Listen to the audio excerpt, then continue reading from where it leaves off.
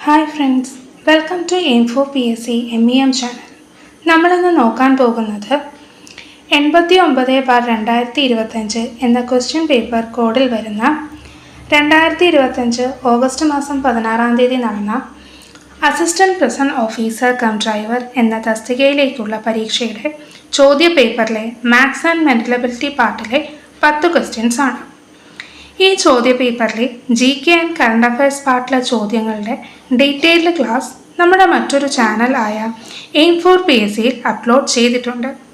കൂട്ടുകാർ എല്ലാവരും ആ ക്ലാസ്സുകൾ കാണേണ്ടതാണ്. നമുക്ക് ചോദ്യങ്ങളിലേക്ക് കടക്കാം.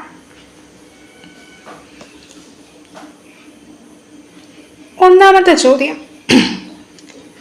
072663 ഡാഷ് എന്ന ശ്രേണിയിലെ അടുത്ത സംഖ്യ ഏത്? അപ്പം എന്തൊക്കെയാണ് നമ്മുടെ സംഖ്യകൾ? 0, 7, 26, 63. ഇനിയും അടുത്ത സംഖ്യ ഏതെന്നാണ് ചോദിച്ചിരിക്കുന്നത്. 63 ശേഷം വരുന്ന സംഖ്യ ഏതെന്നാണ് നമ്മളടുത്ത് ചോദിച്ചിരിക്കുന്നത്. അപ്പോൾ നമുക്ക് തന്നിരിക്കുന്ന സംഖ്യകൾ ശ്രദ്ധിക്കാം. 0, 7, 26, 63. നമുക്ക് സംഖ്യാശ്രേണിയിലുള്ള ധാരാളം ക്വസ്റ്റ്യൻസ് നമ്മൾ ഇത്രയും നാളും ചെയ്ത ക്വസ്റ്റ്യൻ പേപ്പറിൽ എല്ലാത്തിലും കണ്ടിട്ടുണ്ട്. അപ്പോൾ അവിടെയെല്ലാം നമ്മൾ പറഞ്ഞിട്ടുണ്ട് ഇവ തമ്മിലുള്ള ബന്ധം എന്തെങ്കിലും AP ആണോ, അരിത്തമാറ്റിക് പ്രോഗ്രഷൻ ആണോ എന്ന് നോക്കുക. ഒരേപോലെയാണോ കൂടുന്ന? അല്ല, ഇവിടെ 7 കൂടി, എന്നാൽ ഇവിടെ വന്നപ്പോൾ നല്ല വ്യത്യാസം വരുന്നുണ്ട്. ഇവിടെ 19, 7-ൽ നിന്നും 19 കൂടിയാണ് 26 വന്നിരിക്കുന്നത്. അപ്പോൾ ഇതൊരു അരിത്തമാറ്റിക് പ്രോഗ്രഷനായിട്ട് നമുക്ക് പറയാൻ പറ്റില്ല. എന്നാൽ ഇനി നമ്മൾ നോക്കുന്ന ഒരേ മൾട്ടിപ്പിൾസ് ആണോ എന്ന് നോക്കണം എന്ന് പറഞ്ഞു. അതൊന്നും അല്ല. പക്ഷേ ഇനി നമ്മൾ നോക്കേണ്ടത് ഇവ തമ്മിലുള്ള ബന്ധം, അതായത് ഇവ വല്ലതും സ്ക്വയർ നമ്പറുകളാണോ? അല്ല. ഇനി സ്ക്വയറുകളായിട്ട് വല്ലതും ബന്ധമുണ്ടോ എന്ന് നോക്കുക. ഇപ്പോൾ സ്ക്വയറുകൾ വെച്ച് നോക്കുമ്പം 7ൻ്റെ അടുത്ത് അല്ലെങ്കിൽ 0 കഴിഞ്ഞ് 7 വന്നിരിക്കുന്നത്. മറ്റ് സ്ക്വയറുകളായിട്ട് വല്ലതും ബന്ധമുണ്ടോ എന്നുള്ളതാണ് നമ്മൾ ചെക്ക് ചെയ്യേണ്ടത്. അപ്പം 7 മുമ്പുള്ള സ്ക്വയർ എന്ന് പറഞ്ഞാൽ 4 ആണ്. 4ൻ്റെ കൂടെ 3 ചേർത്താലേ ഉള്ളൂ 7 കിട്ടത്തേ ഉള്ളൂ. അപ്പോൾ 26-ന് മുമ്പുള്ള സ്ക്വയർ 25 ആണ്. അപ്പോൾ 25-ൻ്റെ കൂടെ 1 കൂട്ടിയാലാണ് 26 കിട്ടുന്നത്. അപ്പോൾ സ്ക്വയർ തമ്മിലുള്ള ബന്ധമല്ലെന്ന് മനസ്സിലായി. അപ്പോൾ നമ്മളിനി ക്യൂബുകൾ ചെക്ക് ചെയ്യുക. 0യ്ക്ക് ശേഷമുള്ള ഒരു ക്യൂബ് എന്ന് പറഞ്ഞാൽ 1 ആണ്. അപ്പോൾ ശ്രദ്ധിക്കുക, 1 ക്യൂബിൽ നിന്നും 1 കുറച്ചാൽ എത്ര കിട്ടും? 0 ആണ് കിട്ടുന്നത്. അപ്പോൾ നമുക്ക് അടുത്ത സംഖ്യ നോക്കാം. 1 കഴിഞ്ഞ് നമുക്ക് 2 എടുക്കാം. 2 ക്യൂബ് എത്രയാണ്? 8. 8-ൽ നിന്നും 1 കുറച്ചാൽ എന്താണ്? 7 കിട്ടും. അപ്പോൾ മനസ്സിലായി, ഇതാണ് നമ്മുടെ പാറ്റേൺ വരുന്നത്. അപ്പോൾ അടുത്തത് 3 ക്യൂബ് ആയിരിക്കും സ്വാഭാവികമായിട്ടും. 3 ക്യൂബ് മൈനസ് 1. 3 ക്യൂബ് എന്ന് പറഞ്ഞാൽ എത്രയാണ്? 27. 27-ൽ നിന്നും 1 കുറച്ചാൽ 26 കിട്ടും. അടുത്തത് 3 കഴിഞ്ഞാൽ 4 ആണ്. 4 ക്യൂബ് മൈനസ് 1. 4 ക്യൂബ് എന്ന് പറയുമ്പോൾ 64. 64-ൽ നിന്നും 1 കുറച്ചാൽ 63 കിട്ടും.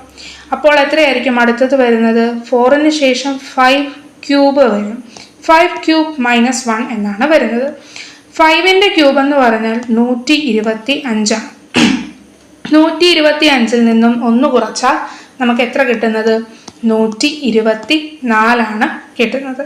അതായത് ഓപ്ഷൻ ബി 124, 124 ആണ് ഉത്തരമായിട്ട് വരുന്നത്. അപ്പോൾ സംഖ്യാശ്രേണി വരുമ്പോൾ നമ്മൾ ക്യൂബുകൾ തമ്മിലുള്ള റിലേഷൻ, സ്ക്വയറുകൾ തമ്മിലുള്ള റിലേഷൻ ഒക്കെ ചെക്ക് ചെയ്യണം. ഇവിടെ നമുക്ക് ക്യൂബ് വെച്ചുള്ള റിലേഷനാണ്, ക്യൂബിൻ്റെ ഒരു പാറ്റേൺ ആണ് ഇവിടെ ഉപയോഗിച്ചത്.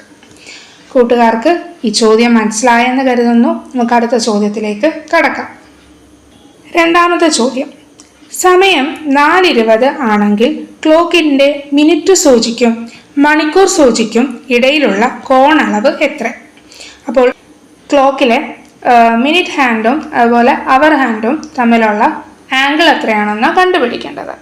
അപ്പം ഇവിടെ ഒരു ഇക്വേഷൻ ഉണ്ട്. ഇത് കണ്ടുപിടിക്കാനായിട്ട് ഒരു ഇക്വേഷൻ ഉണ്ട്. ഇതാണ് ആ ഇക്വേഷൻ. 30 × h minus 11 × m/2. ഇതാണ് ഇക്വേഷൻ. ഇനി എച്ചും എമ്മും എന്താന്ന് പറയാം.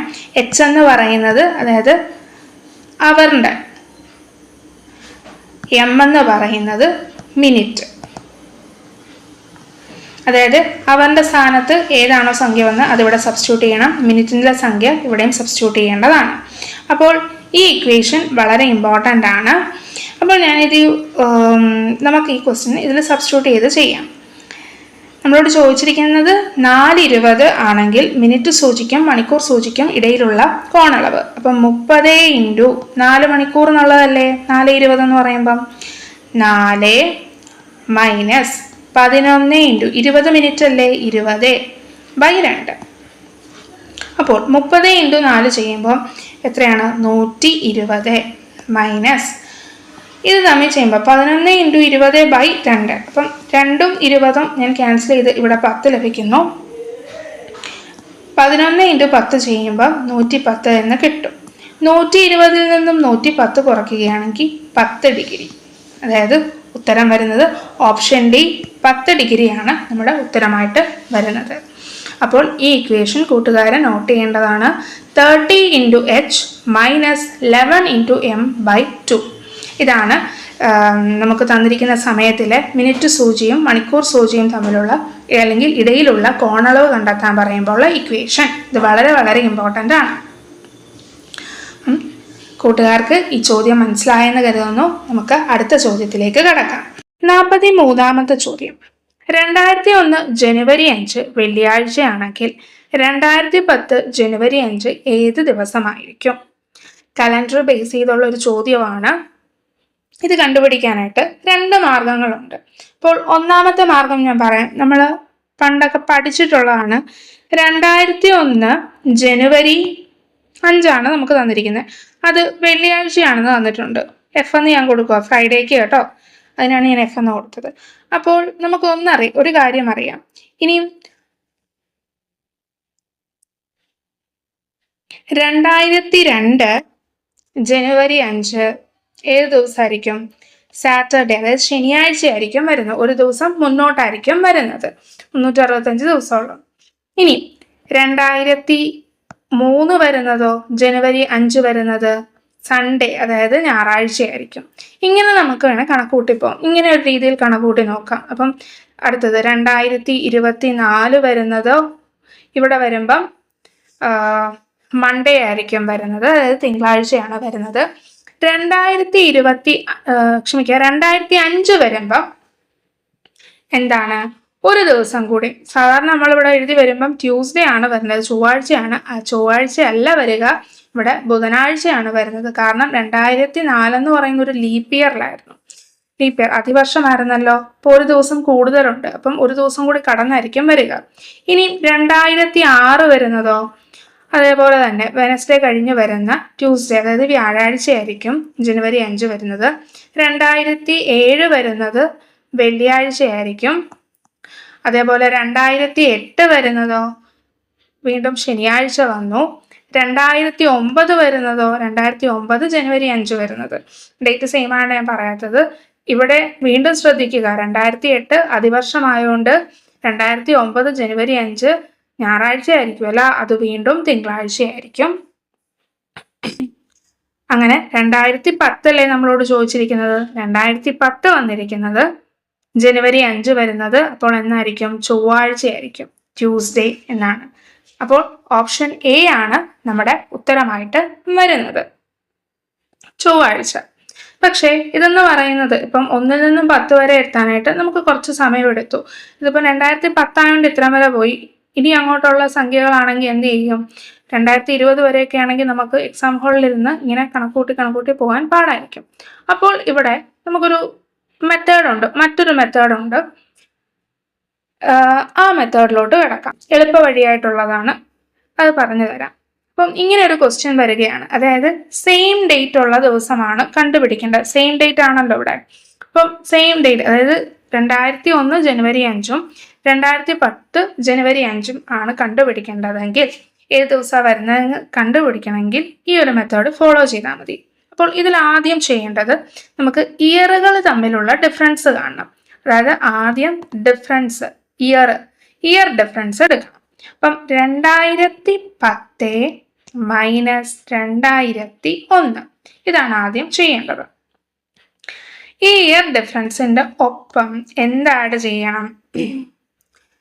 എത്ര ലീപ്പ് ഇയർ ഉണ്ടോ, number of leap year. Leap year, അതായത് എത്ര അതിവർഷമുണ്ടോ അത് ഈ വ്യത്യാസങ്ങളുടെ കൂടെ കൂട്ടണം. ഇപ്പോൾ 2001 മുതൽ 2010 വരെ എത്ര അതിവർഷങ്ങളുണ്ടായിരുന്നു? 2 അതിവർഷങ്ങളുണ്ട്, 2 ലീപ്പ് ഇയേഴ്സ് ഉണ്ട്, 2004 2008. അപ്പോൾ ഇവിടെ 2 എന്നാടി. അപ്പോൾ 2010 മൈനസ് 2001 എന്ന് ചെയ്യുമ്പോൾ നമുക്ക് 9 ലഭിക്കും. 9ന്റെ കൂടെ 2 ആഡ് ചെയ്യുമ്പോൾ എനിക്ക് 11 കിട്ടും. ഇനി നമുക്കറിയാം ഒരാഴ്ച എന്ന് പറയുമ്പം 7 ദിവസമേ ഉള്ളൂ. അപ്പോൾ നമുക്ക് മിച്ച ദിവസം കണക്കൂട്ടാനായിട്ട് ഈ 11നെ 7 കൊണ്ട് ഹരിക്കണം. അതായത് 7 താഴെയുള്ള സംഖ്യയായിരുന്നെങ്കിൽ ഹരിക്കേണ്ട ആവശ്യമില്ല. 7ന് മേളിലുള്ള സംഖ്യ ആയതുകൊണ്ട് നമുക്ക് 7 കൊണ്ട് ഈ കിട്ടിയ സംഖ്യ, അതായത് ഇവിടെ 11 എനിക്ക് കിട്ടിയ 11നെ ഞാൻ ഹരിക്കുവാണ്. അപ്പോൾ ഇവിടെ നമുക്ക് ശിഷ്ടം എത്ര, റിമൈൻഡർ കിട്ടുന്നതാണ് നോക്കേണ്ടത്. 11നെ 7 കൊണ്ട് ഹരിക്കുമ്പോൾ എനിക്ക് ശിഷ്ടം 4 ആയിരിക്കും കിട്ടുന്നത്. അതായത് ഇവിടെ 4 റിമൈൻഡർ ആയിട്ട് വരുന്നത്. അപ്പോൾ നമുക്ക് ചോദ്യത്തിൽ തന്നിരിക്കുന്നത് എന്താണ്? 2001 ജനുവരി 5 എന്ന് പറയുന്നത് വെള്ളിയാഴ്ചയാണ് എന്ന് തന്നിട്ടുണ്ട്, വെള്ളിയാണെന്ന് പറഞ്ഞിട്ടുണ്ട്. അപ്പം വെള്ളിയുടെ കൂടെ 4 ദിവസം കൂട്ടുക. വെള്ളി കഴിഞ്ഞാൽ ശനി, ഞായർ, തിങ്കൾ, 4ാമത്തെ ദിവസമാണ് ചൊവ്വ. അതായത് ചൊവ്വയാണ് നമ്മുടെ ഉത്തരമായിട്ട് വന്നിരിക്കുന്നത്. ഓപ്ഷൻ എ ആണ്, ചൊവ്വയാണ് നമ്മുടെ ഉത്തരം. നേരത്തെ നമ്മൾ അവിടെയും ചെയ്തപ്പോൾ ചൊവ്വാഴ്ച തന്നെ കിട്ടിയത്. അപ്പോൾ ഈ ഒരു സ്റ്റെപ്പ് ഞാൻ ഒന്നുകൂടി പറഞ്ഞു തരാം, വളരെ വളരെ ഇമ്പോർട്ടൻ്റ് ആണ്. ഇങ്ങനെ സെയിം ഡേറ്റ് കണ്ടുപിടിക്കാനായിട്ട് ഡിഫറെൻറ്റ് ഇയേഴ്സിൽ സെയിം ഡേറ്റ് തന്നെയാണ് തന്നിരിക്കുന്നെങ്കിൽ ഏത് ദിവസമാണെന്ന് കണ്ടുപിടിക്കാനുണ്ടെങ്കിൽ നമ്മൾ ഇയറുകൾ തമ്മിലുള്ള ഡിഫറൻസ് ആദ്യം കാണുക. അതിൻ്റെ കൂട്ടത്തിൽ ലീപ്പ് ഇയറുകൾ എത്ര എണ്ണം ഉണ്ടോ അത് ആഡ് ചെയ്യുക. ആ കിട്ടുന്ന സംഖ്യ 7നേക്കാൾ വലുതാണെങ്കിൽ 7 കൊണ്ട് ഹരിക്കണം, 7നേക്കാൾ ചെറുതാണെങ്കിൽ ഹരിക്കേണ്ട ആവശ്യമില്ല. നമുക്ക് തന്നിരിക്കുന്ന ആ ഡേയുടെ ഒപ്പം കൂട്ടിയാൽ മതി ഏത് ദിവസമാണ്. ഇവിടെ ഹരിക്കുക എന്നുള്ള ഒരു എക്സ്ട്രാ സ്റ്റെപ്പ് മാത്രമേ ഉള്ളൂ. ഹരിക്കുമ്പോൾ കിട്ടുന്ന റിമൈൻഡർ ശിഷ്ടമാണ് നമുക്ക് തന്നിരിക്കുന്ന ദിവസവുമായിട്ട് കൂട്ടേണ്ടത്. അപ്പോൾ ഇവിടെ വെള്ളിയായിരുന്നു, വെള്ളിയുടെ കൂടെ ഇവിടെ കിട്ടിയ 4 ഞാൻ കൂട്ടി, അപ്പോൾ എനിക്ക് ചൊവ്വ കിട്ടി. അങ്ങനെ ഓപ്ഷൻ എ ചൊവ്വയാണ് ഉത്തരമായിട്ട് വരുന്നത്. 2010 ജനുവരി 5 ചൊവ്വയായിരിക്കും. കൂട്ടുകാർക്ക് ഈ ചോദ്യം മനസ്സിലായെന്ന് കരുതുന്നു. അടുത്ത ചോദ്യത്തിലേക്ക് കടക്കാം. 44ാമത്തെ ചോദ്യം. ക്ലോക്കിലെ സമയം 5:10 ആണെങ്കിൽ കണ്ണാടിയിലെ പ്രതിബിംബത്തിൽ സമയം എത്രയായിരിക്കും? അപ്പം മിറർ ബേസ്ഡ് ആയിട്ടുള്ള ചോദ്യമാണ്. ഇതേ ചോദ്യങ്ങൾ നമ്മൾ പല ക്വസ്റ്റ്യൻ പേപ്പറിലും കണ്ടിട്ടുണ്ട്. അപ്പോൾ ക്ലോക്കിലെ സമയം 5:10. അപ്പോൾ ഈ ക്ലോക്കിനെ നമ്മളൊരു മിററിൻ്റെ അടുത്ത് കാണിക്കുകയാണെങ്കിൽ മിററിലെ പ്രതിബിംബത്തിലെ സമയം എത്രയാണെന്ന് ഇത് കണ്ടുപിടിക്കാനായിട്ട് ഒരു എളുപ്പമാർഗമുണ്ട്. 11:60 നിന്നും നമുക്ക് തന്നിരിക്കുന്ന സമയം കുറച്ചാൽ മതി. അതായത് 11:60 മൈനസ് 5:10. അപ്പോൾ ഇത് തമ്മിൽ കുറയ്ക്കുമ്പോൾ 6ൽ നിന്നും 1 0ൽ നിന്ന് 0 പോയാൽ 0, 6ൽ നിന്ന് 1 പോയാൽ 5, 11ൽ നിന്നും 5 പോയാൽ നമുക്ക് 6 ലഭിക്കുന്നത്. അതായത് 6:50. ഓപ്ഷൻ ബി ആണ് നമ്മുടെ ആൻസർ ആയിട്ട് വരുന്നത്. അപ്പോൾ പ്രതിബിംബം കാണാനുള്ള ചോദ്യങ്ങളിൽ 12ന് താഴെയുള്ള സമയമാണ് നമുക്ക് ചോദ്യത്തിൽ തന്നിരിക്കുന്നതെങ്കിൽ 11:60 നിന്നും തന്നിരിക്കുന്ന സമയം കുറച്ചാൽ മതി. അപ്പോൾ 6:50 ഓപ്ഷൻ ബി ആണ് നമ്മുടെ ഉത്തരമായിട്ട് വരുന്നത്. അപ്പം കൂട്ടുകാർക്ക് ഈ ചോദ്യം മനസ്സിലായെന്ന് കരുതുന്നു. നമുക്ക് അടുത്ത ചോദ്യത്തിലേക്ക് കടക്കാം. 45ാമത്തെ ചോദ്യം. ഒരാൾ ഒരു സ്ഥലത്ത് നിന്ന് കിഴക്കോട്ട് 60 മീറ്റർ സഞ്ചരിച്ചു. അവിടെ നിന്ന് വലത്തോട്ട് തിരിഞ്ഞ് 80 മീറ്ററും തുടർന്ന് ഇടത്തോട്ട് തിരിഞ്ഞ് 20 മീറ്ററും വീണ്ടും ഇടത്തോട്ട് തിരിഞ്ഞ് 20 മീറ്ററും സഞ്ചരിച്ചു. ഇപ്പോൾ അയാൾ യാത്ര ആരംഭിച്ച സ്ഥലത്ത് നിന്നും എത്ര ദൂരത്തിലാകും? ഡയറക്ഷൻ ബേസ്ഡ് ആയിട്ടുള്ള പ്രോബ്ലം ആണ്. അപ്പം ഡയറക്ഷൻ ബേസ്ഡ് ആയിട്ടുള്ള പ്രോബ്ലത്തിൽ ഞാൻ എപ്പോഴും പറഞ്ഞിട്ടുണ്ട്, നമ്മൾ ഒരു ഡയറക്ഷൻ ഇവിടെ വരയ്ക്കേണ്ടതാണ്. അപ്പം ഇത് വടക്ക്, തെക്ക്, പടിഞ്ഞാറ്, കിഴക്ക്, അതായത് നോർത്ത്, സൗത്ത്, വെസ്റ്റ്, ഈസ്റ്റ്. ഇനി നമുക്ക് ഈ ഒരു മാപ്പിന്റെ ബേസ് ചെയ്ത് നമുക്ക് വരയ്ക്കാം. ഒരാൾ സ്ഥലത്ത് നിന്ന് കിഴക്കോട്ട്, ഈ ഒരു പോയിന്റിൽ നിന്നും അയാൾ എത്ര ദൂരം? കിഴക്കോട്ട്, കിഴക്ക് ഇങ്ങോട്ടല്ലേ, കിഴക്കോട്ട് 60 മീറ്റർ സഞ്ചരിച്ചു. ഈ റൂട്ടിലാണ് സഞ്ചരിച്ചത്. ഇത് 60 മീറ്റർ ആയിട്ട് നമുക്ക് കണക്കാക്കാം. അപ്പോൾ ഇവിടെ ശ്രദ്ധിക്കുക, ഇടത്തോട്ടും വലത്തോട്ടും തിരിയുന്നത് കൊണ്ട് ഇത് അയാളുടെ റൈറ്റ് ഭാഗവും ഇത് അയാളുടെ ലെഫ്റ്റ്, ഇടത് ഭാഗവും വലത് ഭാഗവും മാർക്ക് ചെയ്തു പോകും. അവിടെ നിന്ന് വലത്തോട്ട് തിരിഞ്ഞ്, അപ്പൊ ഇങ്ങോട്ട് തിരിഞ്ഞ് എത്ര ദൂരമാ? 80 മീറ്റർ ആണ് അദ്ദേഹം സഞ്ചരിച്ചത്. 80 മീറ്റർ സഞ്ചരിച്ചു. തുടർന്ന് അപ്പോഴും അയാളുടെ റൈറ്റ് ലെഫ്റ്റ്. തുടർന്ന് ഇടത്തോട്ട് തിരിഞ്ഞ് 20 മീറ്റർ.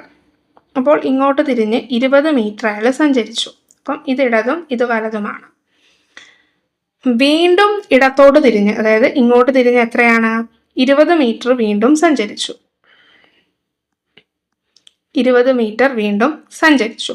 ഇപ്പോൾ അയാൾ യാത്ര ചെയ്ത് തുടങ്ങിയത് സ്ഥലത്ത് നിന്നും ആരംഭിച്ച ഈ സ്പോട്ടും തമ്മിലുള്ള ദൂരം എത്രയാണെന്നാണ് ചോദിച്ചിരിക്കുന്നത്. അപ്പോൾ നമുക്ക് ഇത്രയും ഭാഗത്തിന്റെ, ഇപ്പൊ ഇവിടെ ഒരു ട്രയാങ്കിൾ രൂപത്തിൽ കിട്ടിയിട്ടുണ്ട്. ഞാൻ ആ ട്രയാങ്കിളിനെ താഴോട്ടെടുത്ത് വരയ്ക്കുന്നതാണ്.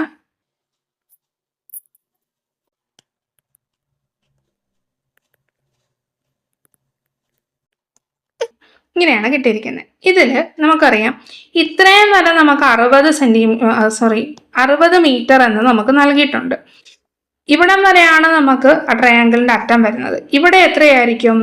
ഈ താഴോട്ട് നോക്കിയാൽ മതി. ഇവിടെ അയാൾ എത്ര ദൂരമാണ്? 20 മീറ്റർ സഞ്ചരിച്ചു. അതായത് ഇവിടെ ഒരു 20 മീറ്റർ മിച്ചം കിടപ്പുണ്ട്.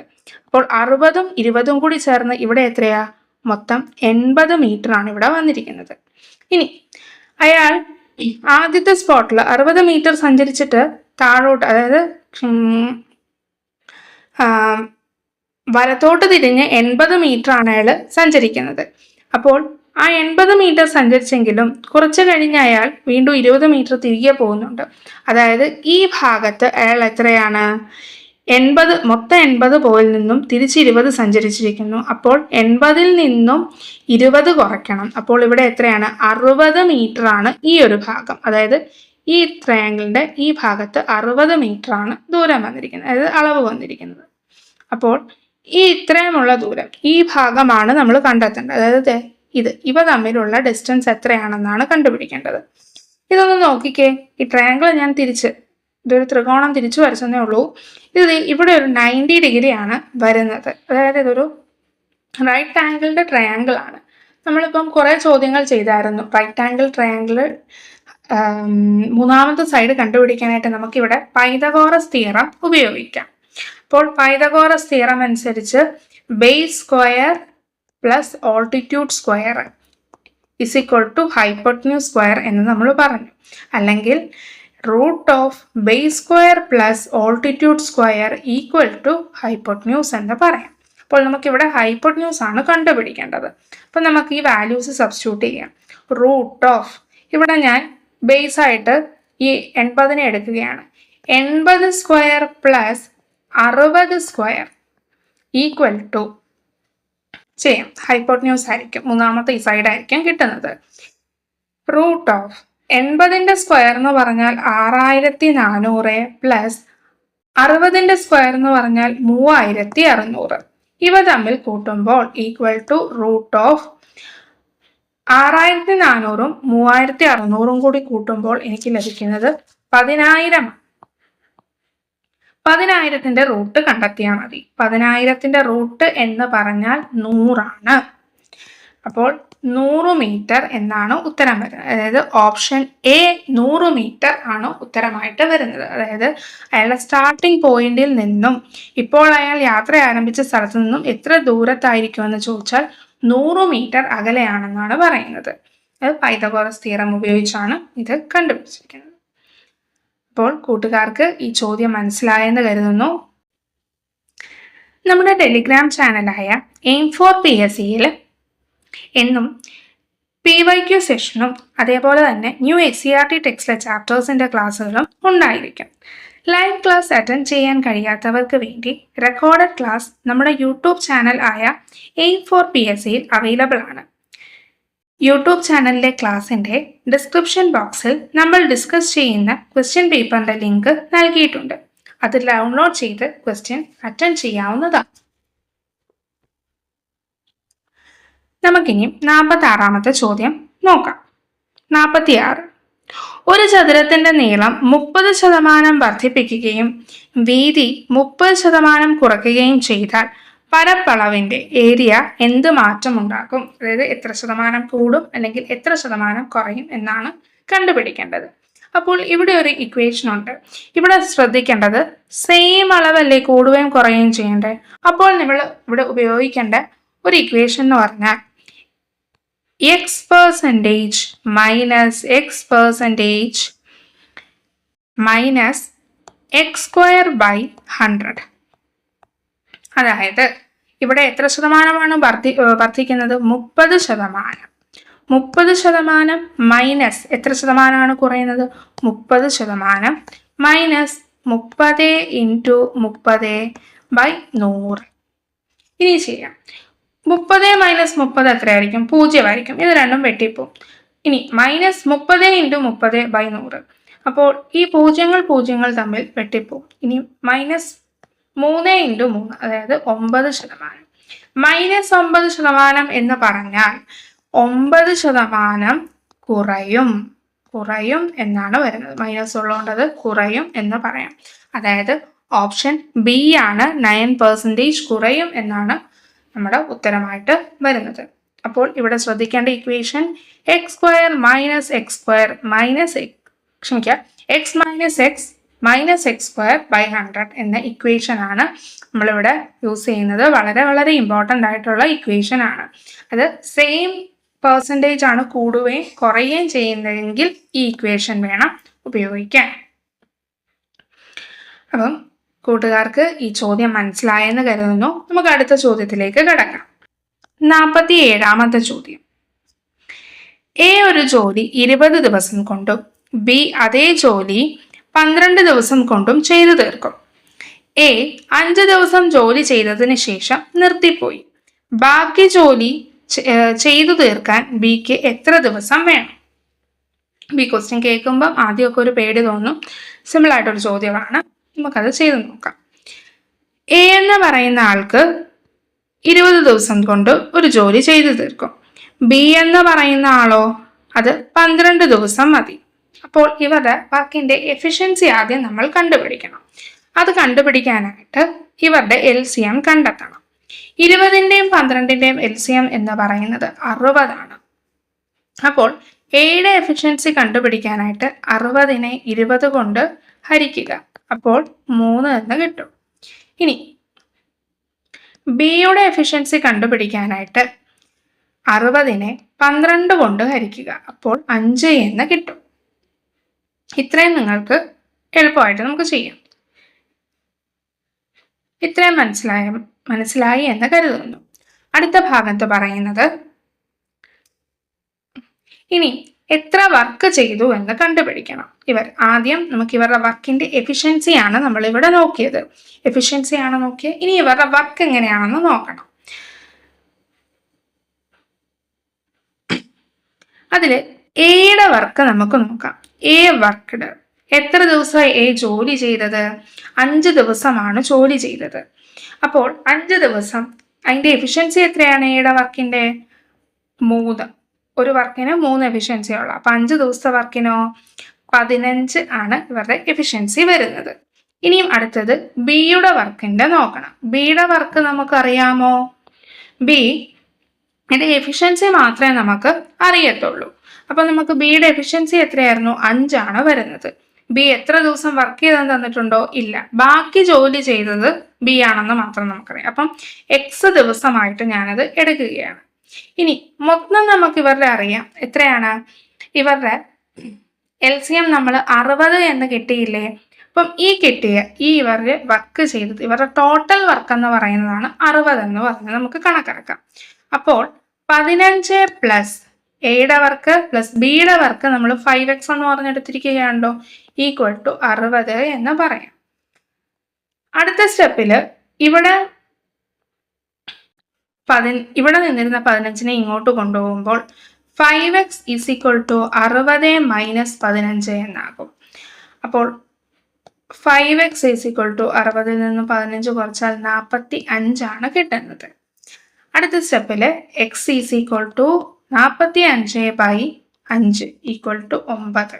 അതായത് ബാക്കി 9 ദിവസമാണ് ബി വർക്ക് ചെയ്തത്, അല്ലെങ്കിൽ ബിക്ക് ബാക്കി ജോലി ചെയ്തു തീർക്കാൻ ബിക്ക് 9 ദിവസം വേണ്ടി വന്നു. ഓപ്ഷൻ ഡി ആണ് നമ്മുടെ ഉത്തരമായിട്ട് വരുന്നത്. ഈ ചോദ്യം ഒന്നുകൂടി പറഞ്ഞു തരാം.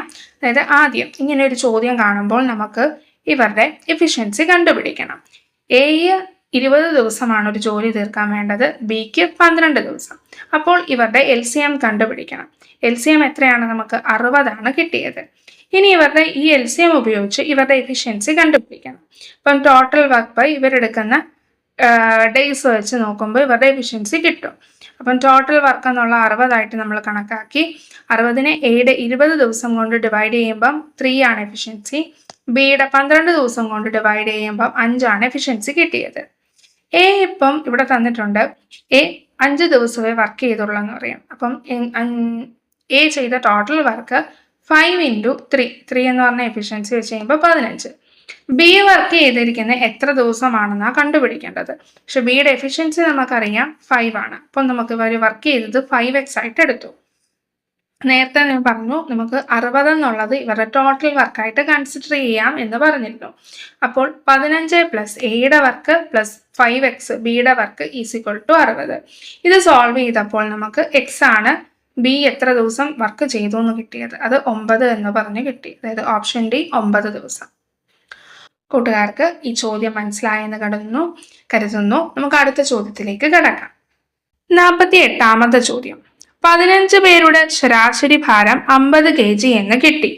പിന്നീട് 2 പേരുടെ ഭാരങ്ങൾ 48 കിലോ 57 കിലോഗ്രാം എന്ന് രേഖപ്പെടുത്തിയത് തെറ്റാണെന്നും ശരിയായ ഭാരങ്ങൾ 56 കിലോയും 64 കിലോയും ആണെന്നും മനസ്സിലായി. എങ്കിൽ ശരിയായ ശരാശരി ഭാരം എത്ര? അപ്പം ഇതൊരു റോങ് ആയിട്ട് കൊടുത്തിട്ട് കറക്റ്റ് ആയിട്ടുള്ളത് കണ്ടുപിടിക്കാനാണ് പറഞ്ഞിരിക്കുന്നത്. അപ്പോൾ നമുക്ക് 15 പേരുടെ ശരാശരി ഭാരം 50 എന്ന് നമുക്ക് ആദ്യം കിട്ടിയത്.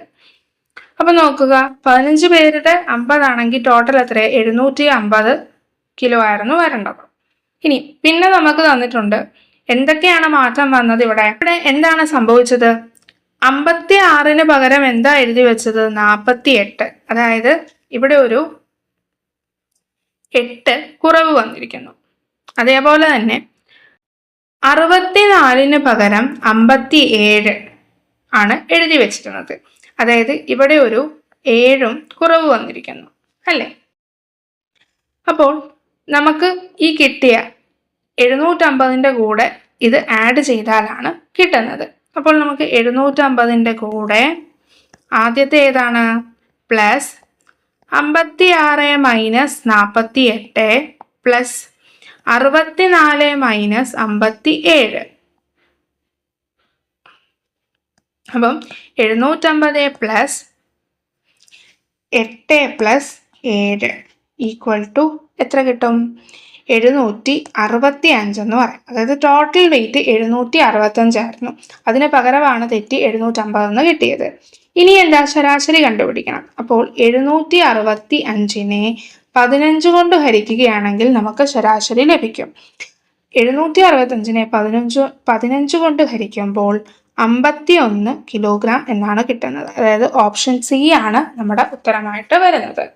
അപ്പോൾ തെറ്റി എഴുതിയത് കൊണ്ട് വന്നതാണിത്.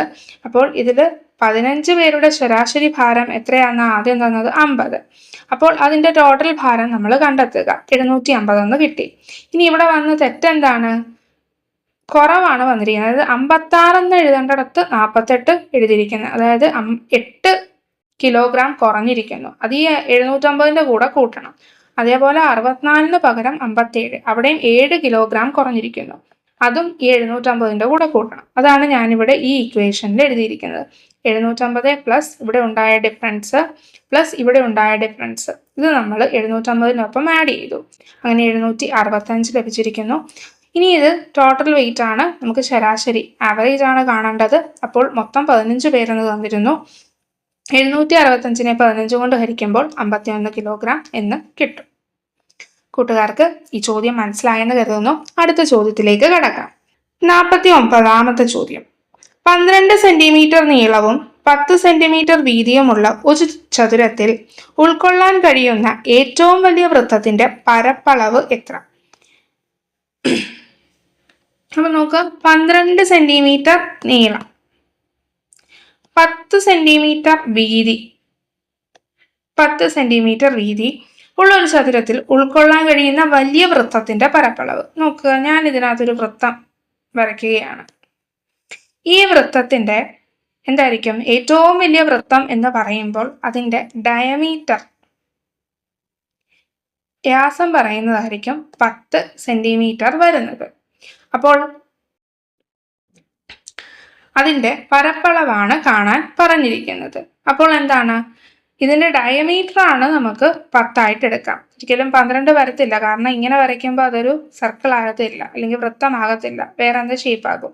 അപ്പോൾ ഏറ്റവും വലിയ വൃത്തം, ഈ ഒരു ചതുരത്തിനകത്ത് വരയ്ക്കുന്ന ഏറ്റവും വലിയ വൃത്തത്തിന് ആ ചതുരത്തിന്റെ വീതി ആയിരിക്കും എപ്പോഴും അളവായിട്ട് വരുന്നത്, ഡയമീറ്റർ. ഇപ്പം 10 സെന്റിമീറ്റർ ഡയമീറ്റർ എങ്കിൽ റേഡിയസ്, ആരം എത്രയായിരിക്കും? 10ന്റെ പകുതി 5 സെന്റിമീറ്റർ ആണ്. ഇനി നമ്മൾക്ക് അറിയാം വൃത്തത്തിന്റെ പരപ്പളവിന്റെ ഇക്വേഷൻ πr² എന്നാണ്. അപ്പോൾ ഇവിടെ നമ്മുടെ ഓപ്ഷൻ എല്ലാം ശ്രദ്ധിക്കുമ്പോൾ മനസ്സിലാവും, പൈയുടെ വാല്യൂ കൊടുത്തിട്ടില്ല, അതുകൊണ്ട് നമുക്ക് കൊടുക്കണ്ട. πr², അതായത് 5² എന്നാണ് പറഞ്ഞിരിക്കുന്നത്. 5² എന്ന് പറഞ്ഞാൽ 25 ആണ്. 25 π സെന്റിമീറ്റർ സ്ക്വയർ, അതായത് ഓപ്ഷൻ ബി ആണ് നമ്മുടെ ഉത്തരമായിട്ട് വരുന്നത്. കൂട്ടുകാർക്ക് ഈ ചോദ്യം മനസ്സിലായെന്ന് കരുതുന്നു. അടുത്ത ചോദ്യത്തിലേക്ക് കടക്കാം. 50ാമത്തെ ചോദ്യം. ഒരാൾ ഒരു സാധനം 20% നഷ്ടത്തിൽ വിറ്റു. 150 രൂപ വില കൂട്ടി വിറ്റിരുന്നെങ്കിൽ 10% ലാഭം കിട്ടുമായിരുന്നു. അതിന്റെ വാങ്ങിയ വില എത്ര? അപ്പൊ നോക്കുക, ഇവിടെ ഒരു വസ്തു അയാൾ 100% രൂപയ്ക്കാണ് മേടിച്ചത്. അയാൾ ആ സാധനത്തിനെ 20% നഷ്ടത്തിൽ വിറ്റു എന്ന് പറയുമ്പോൾ 80%ത്തിലാണ് വിറ്റത്. 80% വിറ്റു എന്ന് പറഞ്ഞു. ഇനി അയാൾ 150 രൂപ വില കൂട്ടി വിറ്റിരുന്നെങ്കിൽ, അയാൾ ഇപ്പൊ വിറ്റിരുന്ന വിലയേക്കാൾ 150 രൂപ കൂട്ടി വിറ്റിരുന്ന 10% ലാഭം കിട്ടുമായിരുന്നു എന്ന് പറഞ്ഞു. അതായത് 110% വിറ്റിരുന്നെങ്കിൽ അയാൾക്ക് എത്രയോ 180 രൂപ കൂടുതൽ കിട്ടുമായിരുന്നു എന്നാണ് പറയുന്നത്. അപ്പോൾ നോക്കൂ, ഇവർ തമ്മിലുള്ള വ്യത്യാസമല്ലേ 180 രൂപ. അതായത് 110% മൈനസ് 80% ഈക്വൽ ടു 180 എന്ന് പറയാം. അപ്പോൾ 110 നിന്നും 80 കുറയ്ക്കാണ് 30% ഈ 180 വരുന്നത്. അപ്പം നമ്മളോട് എന്താണ് ചോദ്യം വന്നിരിക്കുന്നത്? അതിന്റെ വാങ്ങിയ വില, അതായത് 100% എന്ന് പറഞ്ഞ് നമുക്ക് കണക്കാക്കാം. അപ്പോൾ 100% എത്ര എന്നാണ് ചോദിച്ചിരിക്കുന്നത്. ഇത് നമുക്ക് ക്രോസ് മൾട്ടിപ്ലൈ ചെയ്താൽ മതി. 180 × 100/30. അപ്പോൾ ഇത് തമ്മിൽ വെട്ടുമ്പോൾ 180നെ 30 കൊണ്ട് ഹരിക്കുമ്പോൾ നമുക്ക് 60 എന്ന് 6 എന്ന് കിട്ടും. 6 × 100 ഈക്വൽ ടു 600 രൂപ. 600 ആണ്, അതായത് ഓപ്ഷൻ ഡി ആണ് നമ്മുടെ ഉത്തരമായിട്ട് വരുന്നത്. ഈ ചോദ്യം ഞാൻ ഒന്നുകൂടി പറഞ്ഞു തരാം. അതായത് ഒരാൾ ഒരു സാധനം 20% നഷ്ടത്തിൽ വിറ്റു. അപ്പോൾ ചിന്തിക്കേണ്ടത്, അയാൾ മേടിച്ചത് 100%-നായിരിക്കുമല്ലോ മേടിച്ചത്. 20% നഷ്ടം എന്ന് പറയുമ്പോൾ 100ൽ നിന്നും 20 കുറയ്ക്കുക, 80%-നാണ് അയാൾ വിറ്റത്. ഇനി 180 രൂപ വില കൂട്ടി വിറ്റിരുന്നെങ്കിൽ, അതായത് ഈ പൈസ നിന്നും 180 രൂപ, അതായത് അയാൾ വാങ്ങിയ വിലയിൽ നിന്നും 180 രൂപ കൂട്ടി വിറ്റിരുന്നെങ്കിൽ 10% ലാഭം ഉണ്ടാകും എന്ന് പറഞ്ഞിരുന്നു. അപ്പോൾ എന്താ, 110% ലാഭം എന്ന് പറയണമെങ്കിൽ 180 രൂപ കൂടുതലായിരിക്കും. അപ്പോൾ ഈ 80ഉം 110ന്റെയും ഡിഫറൻസ് ആണല്ലോ 180 എന്ന് പറയുന്നത്. അതാണ് ഇവിടെ, അതായത് 30% ഇവർ തമ്മിലുള്ള വ്യത്യാസം. 30% അല്ലേ? ഈ 30% 180 രൂപ എന്ന് പറയുന്നത്. എങ്കിൽ 100% എത്രയെന്ന് കണ്ടുപിടിക്കുക. അത് നമ്മൾ ക്രോസ് മൾട്ടിപ്ലൈ ചെയ്ത് നമുക്ക് 600 എന്ന് ലഭിച്ചത്.